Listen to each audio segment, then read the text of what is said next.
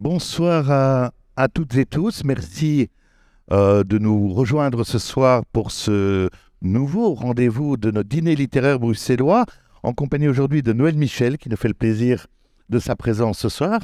Bonjour. Bonjour, bonsoir. Bonsoir. Merci déjà d'avoir accepté cette invitation, un petit peu de dernière minute, en quelque sorte, car cette invitation est liée à un coup de cœur et en quelque sorte aussi liée à l'actualité littéraire, puisque ce second roman qui vient de paraître il y a un peu plus d'un mois et demi, 2 mois, Demain les ombres de Noël Michel aux éditions Le Bruit du Monde, a été pour nous un coup de cœur et on voulait que tu fasses partie de cette saison, de l'aventure de cette saison. Donc voilà, merci d'être là.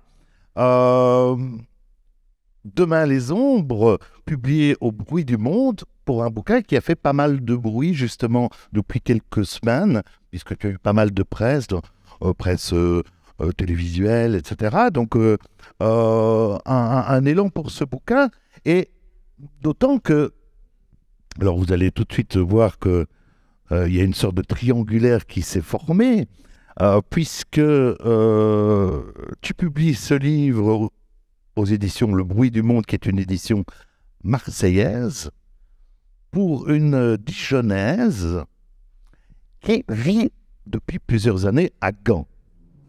Alors vous voyez que déjà, c'est de bon augure, hein, puisque ce tropisme vers le nord va nous permettre peut-être de mieux te connaître et de mieux connaître ton parcours, d'autant, en plus, qu'à côté de ta formation d'ingénieur, tu t'es lancé depuis quelques années dans la traduction, et dans la traduction du néerlandais.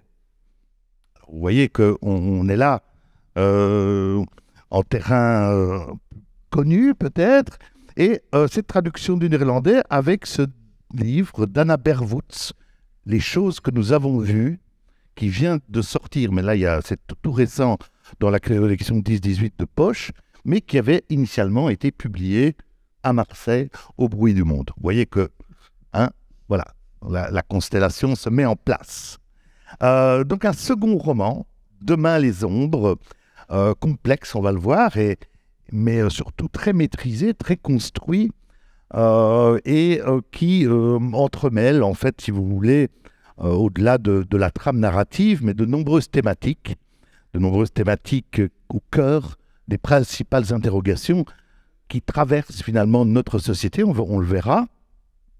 Mais peut-être, Noël, on va, avant de plonger de suivre l'ombre de ces ombres, peut-être un petit mot effectivement sur ce qui t'a amené à Gand, ville qui, semble-t-il, tu as adopté. Et effectivement, très belle ville de Gand, même est très importante, très riche aussi dans notre patrimoine littéraire. On pense à nombre d'auteurs qui sont nés à Gand, qui sont originaires de Gand, de Suzanne Lillard, Maurice Maeterlinck, enfin bon, voilà. Donc voilà, peut-être quelques mots, le cheminement qui t'amène à Gand. Oui, mais en fait, au départ, c'est un petit peu le hasard qui a bien fait les choses, j'ai envie de dire. Donc, comme tu l'as dit, à l'origine, je ne suis pas du tout dans la littérature. J'ai fait des études d'ingénieur, j'ai travaillé une dizaine d'années dans le traitement d'eau usée. Et donc, je suis arrivée à Gand pour faire mon stage de fin d'études dans une entreprise de la région. C'était on travaillait sur des projets européens pour l'Agence spatiale européenne. Et puis, il y avait donc mon université en France qui travaillait sur ces projets et une petite PME à côté de Gand qui travaillait sur les mêmes projets. Donc, c'est comme ça que je suis arrivée à Gand. Et puis, j'ai vraiment eu le coup de foudre pour la ville, en fait. Je suis restée pour cette ville. Donc, je suis restée à Gand. J'ai travaillé, donc, comme je te disais, une dizaine d'années dans le traitement de usées. Et petit à petit, j'ai commencé à tester un peu la traduction. Parce que voilà, j'avais appris le néerlandais en cours du soir et puis en immersion, évidemment. J'ai toujours aimé les langues, la littérature, etc. Donc j'ai commencé la traduction plutôt technique, puisque c'était un peu C'était un petit peu...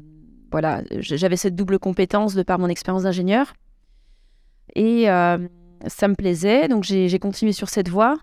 Et petit à petit, je me suis formée en traduction littéraire. Et en parallèle, en fait, j'ai commencé la traduction littéraire et en parallèle, j'ai commencé l'écriture aussi de fiction. Et voilà. Et désormais, je traduis principalement des livres, des romans et puis aussi un peu de non-fiction et de jeunesse, de livres jeunesse. Et j'écris, voilà, Demain les ombres est mon deuxième roman. Alors oui, effectivement, il y a un premier roman qui est paru en 2020, il s'appelait Viande, dont on a aussi parlé. Alors oui, Gand, effectivement, au point que Gand apparaît en tout cas au début du roman, puisque c'est un peu le point de départ du livre. Juste, voilà, pour vous mettre un peu dans le bain. Les yeux rivés sur la mousse, la jeune femme caresse le rebord de son verre de chou du doigt. L'amertume de la bière lui laisse comme un goût de regret sur la langue. Elle relève enfin la tête vers ses deux amis. Accoudée au comptoir de bois sombre du Hot Club de Gand, Babette l'interroge du regard. Sophie avale une copieuse lampée de Prosecco. Donc voilà, on est dans cette ambiance aussi feutrée de Gand au départ. Après, évidemment, le roman prend une bien plus grande ampleur. Mais donc, le texte, on parlait de la traduction, le texte d'Anna Bervoets a été publié également, c'est un des premiers textes, je pense, que la maison d'édition a publié. Oui, c'est ça en fait. C'est comme ça que j'ai fait connaissance avec l'équipe du Bruit du Monde. Donc, c'est une maison d'édition qui s'est créée en 2021. À l'origine, c'est Marie-Pierre Gracedieu qui l'a lancée, donc qui était responsable de la collection de l'étranger chez Gallimard. Okay. Et qui a lancé ça avec son compagnon Adrien Servière. Et donc, ils ont choisi le livre d'Anna Bervoets comme premier livre de la maison. Ils m'ont contacté pour que je le traduise. Et puis l'expérience s'est très bien passée. Enfin, moi, j'ai vraiment eu c'était une chouette collaboration de travail, on va dire, sur un livre vraiment coup de poing et qui était très intéressant à traduire. Et puis, il s'est trouvé, c'est un petit peu le hasard, en fait, le hasard de nouveau qui fait bien les choses. Ils m'ont invité pour l'inauguration de leur bureau en décembre 2021. Et ça tombait au moment des corrections de la traduction. Donc, je me suis dit, bon, ça vaut quand même vraiment le coup d'y aller. Je suis allée les voir, on s'est rencontrés, ça s'est très bien passé. J'avais vraiment un bon sentiment. Et donc, en rentrant, j'étais en train de terminer le manuscrit de Demain les ombres. Et je me suis dit, bon, je vais le renvoyer, puis on verra bien. Et voilà, ça s'est fait comme ça. Effectivement, ayant lu les deux livres, il y a des résonances entre vos deux textes.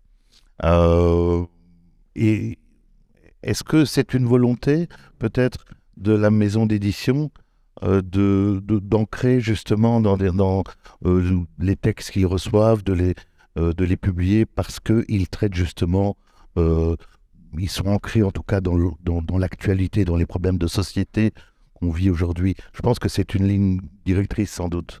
Oui, il y a une volonté de la part du Bruit du Monde de rendre compte à travers la littérature de la période dans laquelle on vit, des mouvements qui traversent la société, très clairement.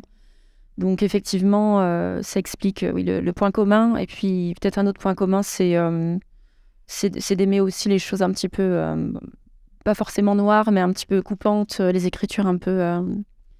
Assez. Oui. Ouais. Alors donc voilà, on ne va pas s'attarder là-dessus, mais je vous le conseille également. Anna Bervoets, donc les choses que nous avons vues, traduit par Noël Michel. Voilà, mais donc on va petit à petit s'arrêter effectivement sur ce roman Danse de Noël Michel, Demain les ombres. Commençons peut-être par la trame de départ, la trame narrative. Tu peux peut-être le présenter en quelques mots et puis on essaiera de naviguer un peu à travers les différentes thématiques que tu brasses. Oui, donc c'est toujours un peu compliqué de le présenter parce que c'est pas un thriller, mais il y a beaucoup de surprises, il y a des rebondissements, etc. Donc moi, j'ai l'habitude de dire qu'en fait, c'est un roman qui raconte la rencontre entre Homo sapiens et Néandertal, mais non pas la rencontre telle qu'elle a pu déjà avoir lieu à la préhistoire, mais une rencontre qui aurait lieu dans le futur, dans un futur assez proche. Et donc, on va suivre en particulier un clan de Néandertaliens qui vit sur le mode des chasseurs-cueilleurs, donc dans un rapport très étroit avec la nature. Et plus particulièrement, enfin, il y a plusieurs personnages, mais on va s'intéresser plus particulièrement à Lune Rousse, qui est donc une femme néandertalienne d'une quarantaine d'hivers, qui chasse, qui peint dans les grottes, qui a connu des deuils aussi, et puis qui se pose tout un tas de questions sur les mythes et les légendes qui structurent le clan. Jusqu'au jour où il y a des homo sapiens en fait qui vont venir à leur rencontre, des espèces de drôles d'humains comme ils les appellent parce qu'ils ne leur ressemblent pas tout à fait, ils sont un peu différents, ils ont des silhouettes comme ça plus fines, plus élancées. Et ces homo sapiens, ces drôles d'humains, ils viennent à leur rencontre avec un plan bien précis en tête, puis évidemment rien ne va se passer comme prévu. Voilà, alors effectivement on a dit ça mais on n'a rien dit. Alors, bon, commençons peut-être par le type de texte auquel on a affaire, parce que c'est... Alors, je ne sais pas, certains d'entre vous l'ont lu, d'autres peut-être pas, ou ont lu des critiques. En tout cas, on est dans un livre d'anticipation. On a parlé d'anticipation, de science-fiction, on a parlé de dystopie. J'aimerais bien qu'on revienne juste un petit peu sur cette notion de récit dystopique. C'est intéressant, il me semble. Et d'opposer peut-être la dystopie à l'utopie. Même si ici, voilà, les deux peuvent se rencontrer dans les textes d'anticipation, c'est pas antagoniste, mais peut-être revenir sur la dystopie en quelques mots. Et est-ce que tu es plutôt d'accord avec ce type de catégorisation, s'il faut... Voilà. Oui, il m'arrive aussi de le présenter comme une dystopie. Disons que oui, l'idée de la dystopie, c'est une histoire qui se passe dans le futur et dans un futur qui est plutôt sombre, c'est plutôt noir. Donc c'est l'expérience d'une société, oui. Plutôt, on est plutôt dans peut-être quelque chose qui est dégénérescent, enfin, il se passe mal, quoi. On n'est pas dans... Oui, c'est ça. C'est le contraire de l'utopie, en fait. C'est ça, hein, donc on est là-dedans. Alors, ça peut être un avenir proche ou lointain. Bon, ici, on y est presque. Alors, aussi, il y a une notion, il y a un autre type de récit. Donc, on a la dystopie, l'utopie, mais il y a l'Uchronie. Il ne faut pas mélanger peut-être les choses. L'Uchronie, c'est un récit qui se tourne plutôt vers le passé et qui s'attache à réécrire un fait du passé, hein, qui s'attache à réécrire l'histoire. On a un exemple en littérature belge qui est de Marcel Thierry, que vous connaissez peut-être, et Chèque au temps, qui est un très beau roman, dans lequel l'auteur imagine Napoléon vainqueur à Waterloo. Hein. Donc, mais ici, ce n'est pas du tout ça. Ici, on est dans une projection, donc dans un temps, dans un avenir, dans un récit qui se projette demain les ombres. Hein, donc, ce n'est pas très lointain. C'est assez proche. Et alors, moi, ce que je voulais savoir, est-ce que d'entrée de jeu, quand tu as eu l'idée de ce récit, de ce texte, est-ce que ce type de récit est venu automatiquement, ou bien est-ce que tu as peut-être essayé d'abord, je sais pas, un recueil de nouvelles qui pouvaient s'imbriquer les unes dans les autres, ou un texte plus classique, un essai, ou voire même peut-être du théâtre. Est-ce que ça s'est imposé directement, cette projection, ce récit? Oui, en fait, dans la manière dont j'écris, il y a d'abord une idée de départ, en fait, qui est évidemment beaucoup moins complexe que ce que ça va devenir au final, mais il y a un questionnement en et si qu'est-ce qui se passait, et tout part de là, en fait. Donc, c'est ce questionnement primaire, enfin, initial, qui finalement détermine la forme du roman, je crois. Puisque, donc là en l'occurrence, en fait, j'ai eu la première idée, c'était en lisant un autre livre, c'était Sapiens, une brève histoire de l'humanité de Yuval Noah Harari. Oui. En fait, une des idées qui m'a frappée dans ce livre que je vous recommande, qui est vraiment super, très intéressant, c'est l'idée d'humanité plurielle, c'est-à-dire le fait que nous autres Homo sapiens, de nos jours, nous sommes les seuls représentants, la seule espèce à avoir survécu dans le genre Homo. Mais ça n'a pas toujours été comme ça. Et à la préhistoire, nos ancêtres, ils ont côtoyé d'autres espèces humaines. Il y a même eu des croisements, donc ils ont vraiment vécu peut-être même des histoires d'amour, enfin les uns avec les autres en tout cas. Et le fait qu'on soit tout seul aujourd'hui, je trouve que c'est vraiment une idée qui m'a vraiment frappée et fascinée. Je me suis demandé ce que ça avait comme conséquence sur notre rapport à l'altérité, notre vision du monde. Et je me suis demandé donc qu'est-ce qui se passerait si une nouvelle espèce humaine faisait son apparition aujourd'hui. Et donc fatalement, ça a pris la forme d'une fiction d'anticipation. Et puis comme je suis pas une optimiste, enfin si je sais pas si je suis optimiste ou pessimiste, mais j'ai quand même tendance à me diriger vers des choses assez noires quand j'écris, on va dire. Voilà, c'est ça que ça a donné la forme de la dystopie, même si tout n'est pas non plus sombre dans le livre. Non, on va y revenir. Mais donc, effectivement, il y a beaucoup de thèmes qui traversent le récit, de la liberté de penser à la question de l'altérité, on en a parlé dans la société, en passant par aussi les questions d'identité, de progrès technologique, mais aussi d'incommunicabilité, d'isolement dans le monde moderne, aussi face aux réseaux, aux écrans, etc. Il est question de manipulation génétique. Donc tous ces thèmes que vous brassez sont nombreux et viennent s'enchevêtrer donc de manière assez subtile dans la trame du roman. Et donc pour pouvoir naviguer peut-être, Noël, dans ton texte sans dévoiler trop de choses, mais il faut quand même dire des choses, je propose que j'ai épinglé quelques thématiques sous forme de fiches. Et je te propose qu'on en pioche quelques-unes et qu'on évoque peut-être ce que par rapport au roman. Donc je pourrais prendre celle-ci si tu veux, voilà. Et donc voilà, écriture cinématographique. J'ai pris ce thème-là. Alors effectivement, dès le début, et là on ne dévoile rien, dès le début, il y a effectivement, on est confronté à un clan de néandertaliens, d'hommes de Néandertal, et le chapitre suivant, on est projeté dans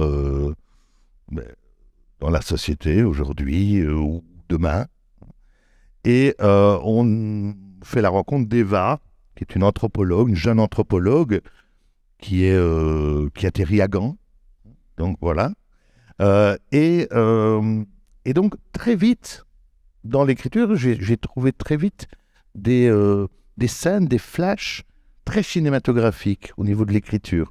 Je voudrais juste un petit exemple. Il y en a beaucoup dans le livre, mais c'est le tout début, et vous allez tous, à mon sens, reconnaître une scène de n'importe quelle série ou film. On en a tous vu. J'ai juste ça, c'est 2 lignes. Donc Eva est dans un laboratoire. Elle est anthropologue et elle a un collègue, un laborantin, Noah. Et il écrit ceci: Eva relève les yeux de son écran, tourne la tête. Noah passe à toute allure devant la porte, juché sur son fauteuil à roulettes, un grand sourire faussement niais sur le visage. Il disparaît. Eva lève un sourcil. Le revoilà en marche arrière, même sourire éclatant, regard malicieux.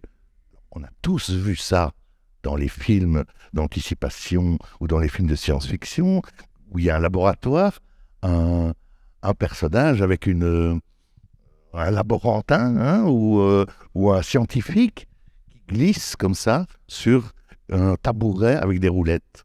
Je ne sais pas si ça vous parle, mais dans toutes les séries, il y a ça. Je trouve ce qui est amusant, c'est amusant que tu donnes cet exemple. On me dit souvent que mon écriture est assez cinématographique. Mais ce qui est amusant avec cet exemple, c'est que j'ai vraiment pensé à un ancien collègue laborantin en écrivant cette scène donc c'est du vécu aussi, donc voilà. Oui, on a tous cette scène-là. Enfin, il y a au moins une scène comme ça dans toutes les séries qui passent. Même si on ne regarde pas les séries, on est obligé d'en voir. et donc, donc oui, effectivement. Donc, ce côté cinématographique, effectivement. Bon, on le comprend quand même assez vite dans le roman. On est dans de l'expérimentation, on est dans un projet un peu louche.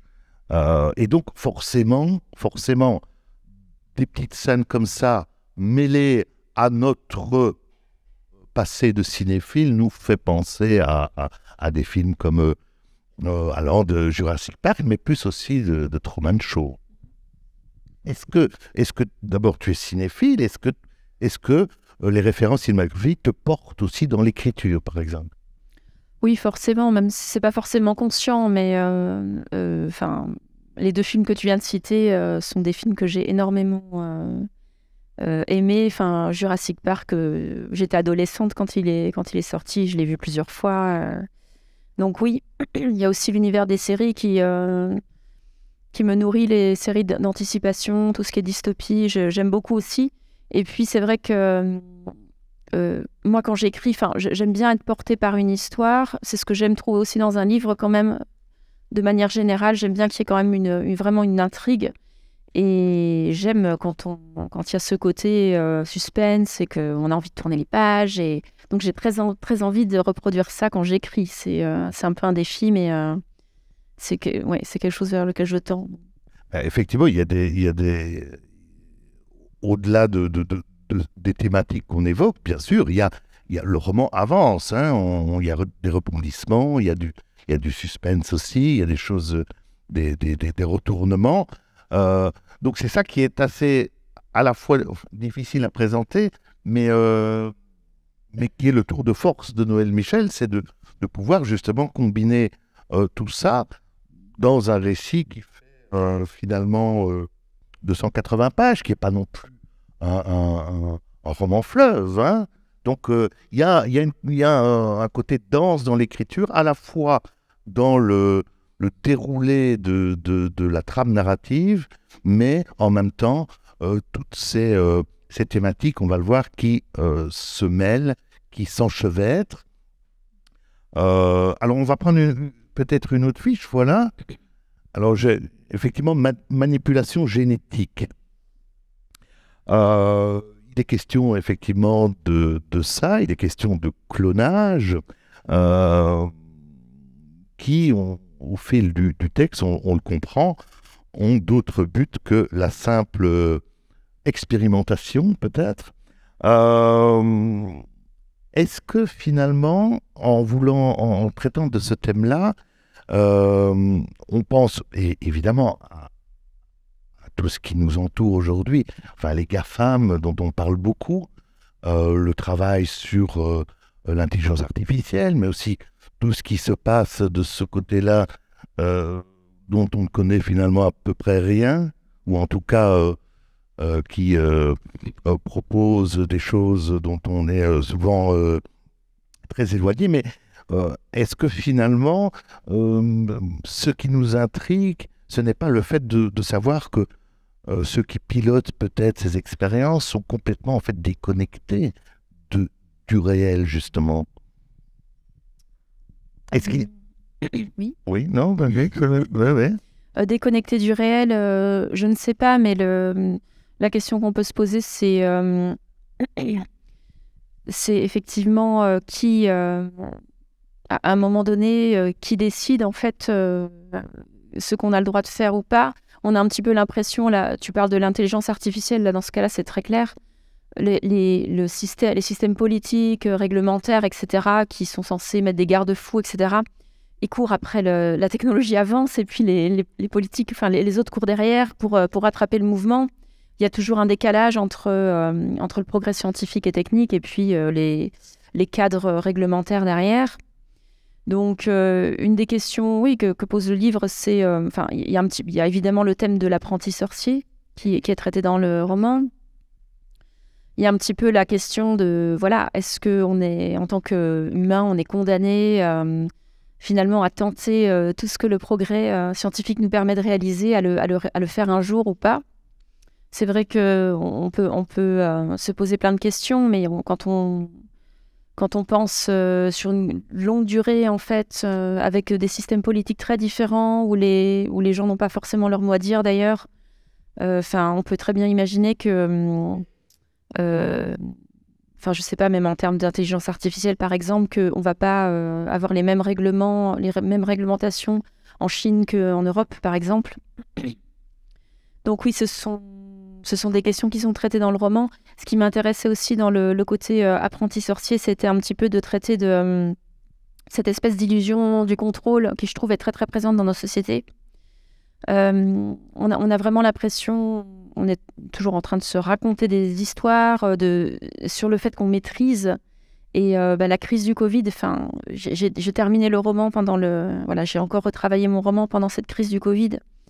Et je me disais que c'était incroyable, comme les gens, nous tous, on a besoin en fait de se raccrocher à des histoires et qu'on a besoin de contrôle, et que j'avais l'impression que pour beaucoup de gens, il y avait même, quand on parle des théories du complot ou sur l'origine du virus, etc., que quelque part, on est toujours en train de courir après du sens, de chercher à donner du sens aux choses, et on surestime, à mon avis, beaucoup le contrôle en fait qu'on a sur les choses. Et comme dans tout bon thème d'apprenti sorcier, la créature finit par échapper un peu à son créateur. C'est un peu le principe, mais je crois que c'est un petit peu inévitable aussi, que c'est une illusion de se dire qu'on a un contrôle complet sur des projets comme ça. Ça, c'est vraiment aussi une thématique qui recoupe le livre d'Anna Berwoods. Le contrôle, l'image qu'on se fait de la réalité, en fait, et du contrôle qu'on pense pouvoir avoir sur le réel, quoi. C'est un beau thème de comparaison avec le texte d'Anna Berwoods. Alors, je prends une autre fiche. Ah oui, travail de documentation, effectivement. Alors, on est assez soufflé à la lecture de ton bouquin par le côté finalement à l'aise du quotidien que tu nous proposes de Néandertal, quand on y est, quoi. Je veux dire, à la fois cinématographiquement, mais on est dans ce clan, dans cette forêt. Alors, comment est-ce que tu travailles au niveau de la documentation? Comment as-tu travaillé ici au niveau de la documentation? Est-ce que tu as rencontré des préhistoriens, Alors, la partie documentation, déjà, c'est un travail que j'aime beaucoup faire. C'est sur mon côté scientifique aussi. Donc, je lis beaucoup d'ouvrages, en fait. Je regarde aussi j'écoute des émissions de radio, je peux regarder des documentaires, etc. Mais je reste, voilà. J'aime beaucoup les livres de non-fiction aussi. Donc, c'est comme ça que les contours se dessinent un peu des connaissances dont j'ai besoin. Après, c'est pas du tout le but de recracher des connaissances dans un roman, évidemment. Le but, c'est plutôt de baliser, comment les choses doivent se passer dans mon intrigue pour que ce soit plausible, que ce soit possible. Donc, ce que j'ai fait aussi, c'est que quand j'ai eu terminé pas tout à fait terminé, mais quand j'ai eu une version assez aboutie du manuscrit, je l'ai fait relire par une préhistorienne qui est spécialiste de Néandertal, directrice de recherche au CNRS, c'est Marilène Patoumatis, et qui a vraiment été super parce que je ne la connaissais pas du tout. Je l'ai contactée par mail et elle a accepté de relire le manuscrit parce qu'elle sa curiosité était piquée par le pitch du roman. Et donc, ça a été super de pouvoir échanger. On a échangé par téléphone, en fait, et ça m'a permis d'ajuster certains éléments et d'enrichir encore le livre, en fait. Donc ça, c'était très intéressant.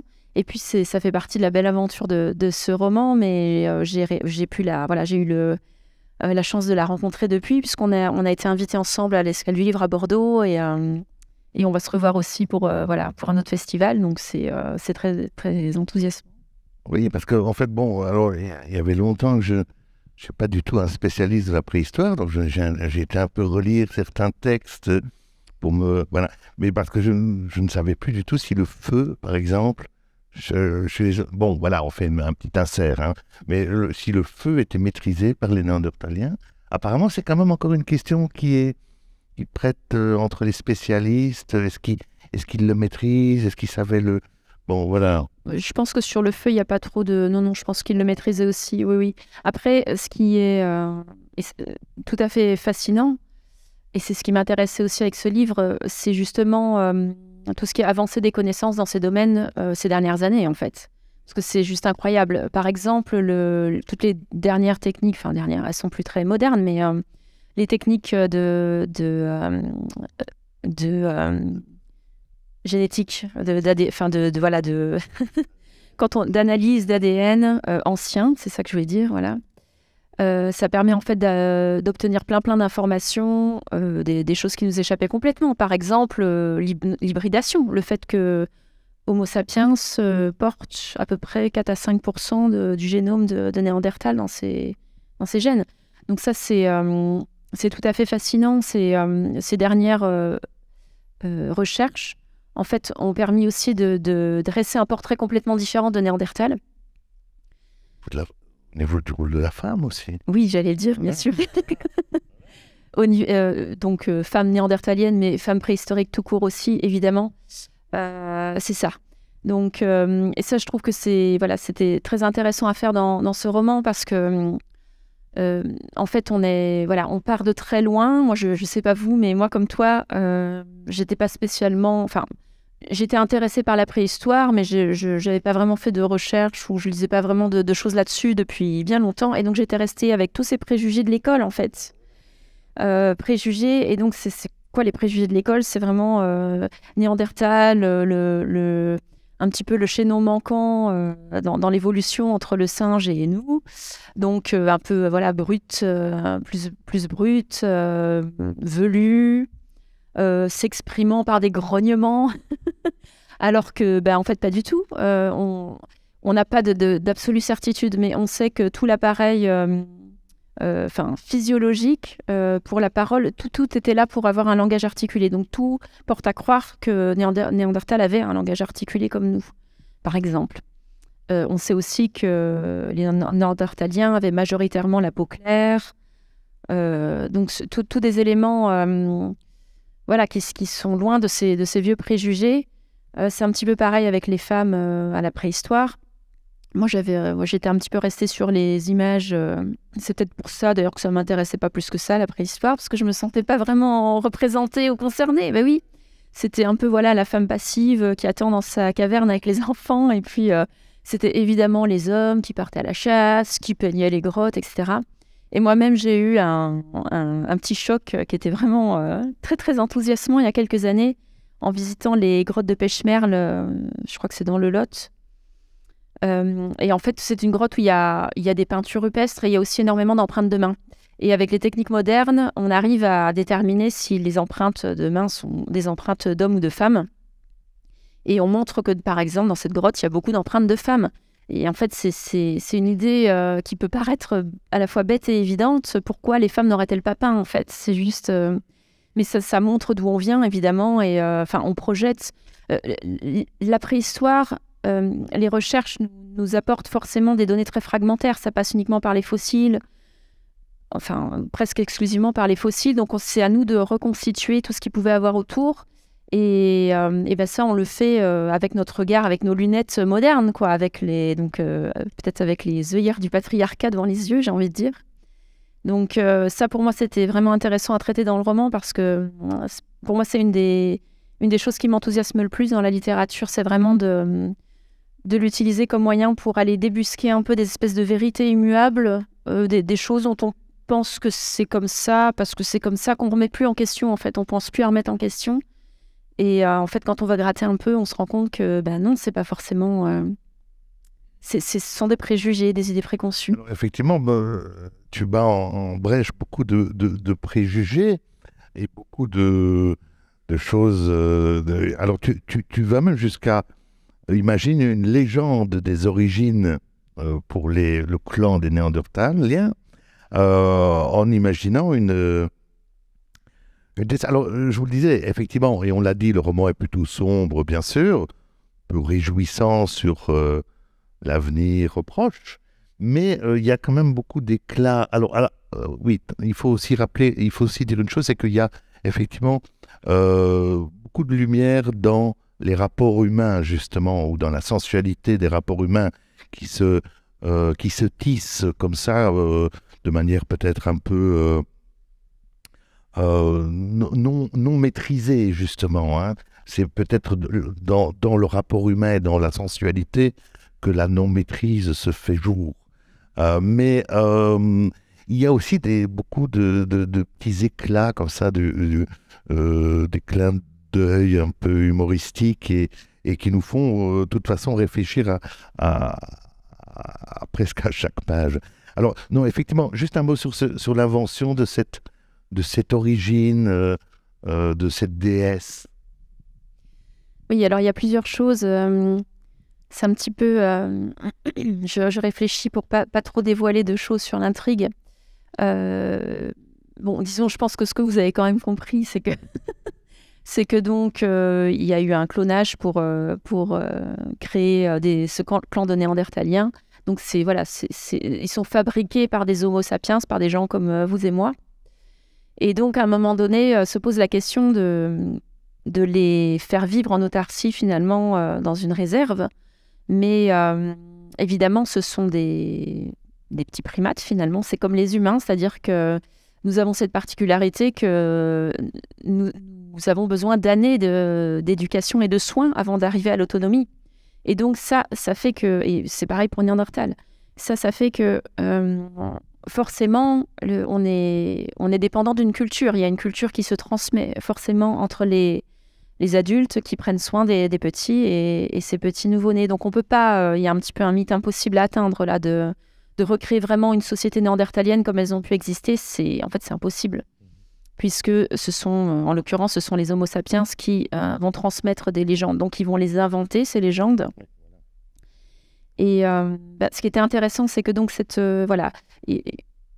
légende, elle a l'avantage de structurer, de donner une culture au clan, de les structurer, mais aussi de symboliser leur création par Homo sapiens finalement.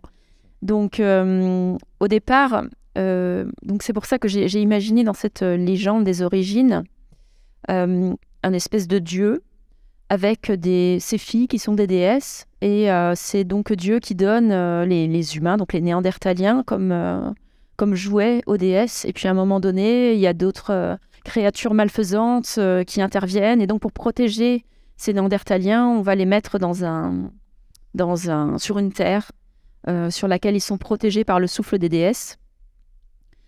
Et en fait, disons que d'un point de vue par rapport à ce qu'on sait maintenant sur Néandertal, par exemple, c'est très peu probable que leur cosmogonie ait fait intervenir un monothéisme, en fait. Ils étaient vraiment dans un rapport à la nature très fort, plus fort que le nôtre. Donc leur cosmogonie, elle est certainement plutôt issue de la terre-mère ou de choses plus naturelles. Oui, bien sûr. Et donc, je trouvais ça intéressant d'imaginer que si quelqu'un était assez mégalomane pour se lancer dans un projet comme ça, quelque part, est-ce qu'il pourrait s'empêcher de se projeter en fait en Dieu de ces êtres qu'il a aidé à créer finalement. Donc c'était un petit peu ça l'idée, c'était un petit peu cet orgueil peut-être de Sapiens, de vouloir se projeter en Dieu, créateur de Néandertal. Et ce que je trouvais très intéressant à faire dans le roman, c'est de montrer que finalement, ces Néandertaliens, quelque part, ces mythes, à un moment donné, ils vont se les approprier à partir de ce qu'ils sont vraiment. Et donc, ils vont contourner ça. C'est-à-dire qu'on le dit à un moment donné, d'abord, Dieu, en fait, c'est une femme, c'est féminin, forcément, parce que c'est les femmes qui mettent les enfants au monde. C'est ce que dit un des personnages. Et puis au-delà de ça, cette idée qu'il y a des choses encore au-dessus, en fait, que même Dieu et le CDS, ils sont issus de la terre-mère et du souffle qui anime toute chose. Alors voilà ce que ça peut donner dans un petit dialogue. Donc effectivement, lors de la confrontation entre le Sapiens et le Néandertalien, qui échangent leurs croyances, des histoires. Quel genre d'histoire? Piquée par la curiosité malgré elle, l'une rousse, un Néandertal, s'interrompt à nouveau et étudie les traits doux et fins du visage du drôle d'humain, le Sapiens. Il reprend de toutes sortes. Par exemple, dans les mythes de nos origines, Adam était le nom du premier homme créé par Dieu. Il l'a fabriqué à partir de poussière. L'une rousse ne peut s'empêcher de s'esclaffer. Dieu était masculin et pas féminin. Et puis quoi? Dieu a commencé sa création par un homme. Et quoi? Ce premier Adam, il a fait sortir des enfants de son ventre tout seul? Adam se met à rire. Non, c'est encore plus tordu. Dieu a créé la première femme à partir de la côte d'Adam. Il désigne l'os en question du doigt. Cette fois, l'une rousse est prise d'un fou rire. Ne me dis pas qu'il y a des gens de ton clan qui croient ça. Donc voilà, voilà ce que ça, effectivement, ça peut engendrer comme dialogue et comme aussi moment de peut-être de dérision. Petit clin d'œil. Ouais. Effectivement. Alors, je ne sais pas si on a... pas du tout où on a... Ah, bon, on est déjà... Oui, ok. Mais écoute, on a encore des fiches, donc voilà. Tu vois que ça va vite quand même. Hein. Non, mais écoute, attends, on va voir. Parce qu'il y a des choses évidemment qui recoupent, bien sûr, ce qu'on a déjà évoqué. Mais peut-être ici, effectivement, l'éthique et la science. Donc Eva, on l'a dit, une jeune anthropologue à Gand. Effectivement, dans toute la première partie, elle est séduite d'abord par le projet, qu'elle comprend vaguement. Elle ne connaît pas vraiment bien le projet, mais elle sent qu'il y a quelque chose là d'intéressant. D'un autre côté, elle est très mal à l'aise par rapport à la morale, à l'éthique sur qu'elle repose le projet. Qu'est-ce qui fait finalement qu'elle va suivre le projet? Elle est aussi dans une situation amoureuse un petit peu délicate. Oui, elle est dans une situation assez complexe sur le plan personnel. Donc, elle a, oui, comme tu le dis, elle a une histoire qui dure depuis quelques années avec un homme marié qui est une histoire pas très satisfaisante. Enfin, elle n'est pas très heureuse. Elle a l'impression un peu de piétiner. Et puis, d'un seul coup, il y a ce projet assez incroyable sur lequel on lui propose de travailler, même si au début, elle ne connaît pas tous les tenants et les aboutissants. Et puis, donc, elle se dit, voilà, En fait, elle découvre au fur et à mesure de son travail. Et puis, elle se dit, bon, j'aurai toujours la possibilité d'arrêter à un moment donné. Et en fait, ce faisant, elle se fait un peu prendre au piège parce qu'elle fait partie des personnes qui vont suivre les premiers bébés néandertaliens, en fait. Et donc, c'est une jeune femme qui se questionne sur une éventuelle maternité, qui se questionne beaucoup sur sa vie. Et d'un seul coup, l'apparition de ces petits êtres, elles se sont responsables d'eux, en fait, puisqu'ils n'ont pas de parents à proprement parler. Ce sont les équipes du centre qui réalisent ce projet, qui s'occupent d'eux. Et donc, d'un seul coup, son rôle devient en fait très important. Et finalement, elle reste, je pense, par amour pour ses petits. Et quelque part, c'était important. Ce qui était important, c'est que Eva, avec son collègue Noah, finalement, ce sont les premiers humains, les premiers Homo sapiens qui reconnaissent les Néandertaliens comme des vrais humains, finalement. Ils voient en eux des bébés et ils s'attachent à eux comme ils s'attacheraient à n'importe quel bébé dont ils auraient là à s'occuper. Et voilà, donc là, on est vraiment au début. Et donc, forcément, ils vont aller contre les intérêts du projet, quoi, finalement. À un moment donné, ils vont se rebeller, oui. Alors, moi, je propose que tu nous lises peut-être justement un extrait par rapport à ça. On pourrait ici, peut-être jusqu'ici, quoi. Donc, qui évoque, c'est le début, on est vraiment au début du livre. Les humains sont-ils condamnés à accomplir tout ce que leurs percées technologiques leur permettent au nom du sacro-saint progrès ? Voilà plusieurs décennies que les découvertes de nouvelles espèces du genre Homo se succèdent à un rythme presque vertigineux. Les humains, qui se sont longtemps crus le produit ultime d'une création divine, se sont peu à peu habitués aux idées avancées par Darwin sur l'évolution et la sélection naturelle. Pourtant, même une fois cette théorie assez largement acceptée dans le monde, ils s'imaginaient toujours comme des êtres supérieurs, aux ancêtres mi-singes mi-brutes. C'est d'ailleurs ainsi qu'ils ont longtemps représenté leurs anciens cousins. Dans l'inconscient collectif, l'évolution se déroulait de manière linéaire. Une ligne droite progressait jusqu'à eux, avec à chaque étape l'acquisition de nouveaux caractères les rendant plus intelligents. Cependant, L'avènement de la génétique a ouvert des horizons à la science, et en particulier à l'anthropologie. On a découvert une autre espèce dans le genre Homo, adossée à Sapiens, et puis une autre, et une autre. Homo rudolfensis, Homo habilis, Homo ergaster, et ainsi de suite, de sorte que l'arborescence du genre humain se fait de plus en plus touffue. Eva en éprouve parfois un certain vertige. Ce n'est plus un arbre, c'est une forêt. Une multitude de ramifications. Et pourtant, aujourd'hui, un seul sapiens est encore de ce monde. Le débat scientifique fait rage. Homo sapiens a-t-il éliminé les autres espèces de son genre à cause d'un caractère plus virulent qui lui aurait fait percevoir tous ses cousins comme des concurrents ? Ou, à l'image des extinctions de grands mammifères qui ont suivi son arrivée dans diverses régions de la planète, s'est-il, sans penser à mal, montré trop encombrant ? A-t-il simplement pris trop de place, au point de perturber les écosystèmes où il s'installait, jusqu'à menacer la survie des 10 cousins ?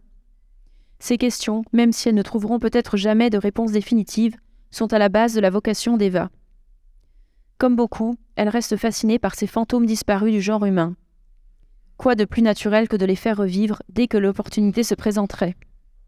Voilà, donc là c'est vraiment le tout début du livre, et donc on est, à partir de ce moment-là, tout se déclenche. Je pense que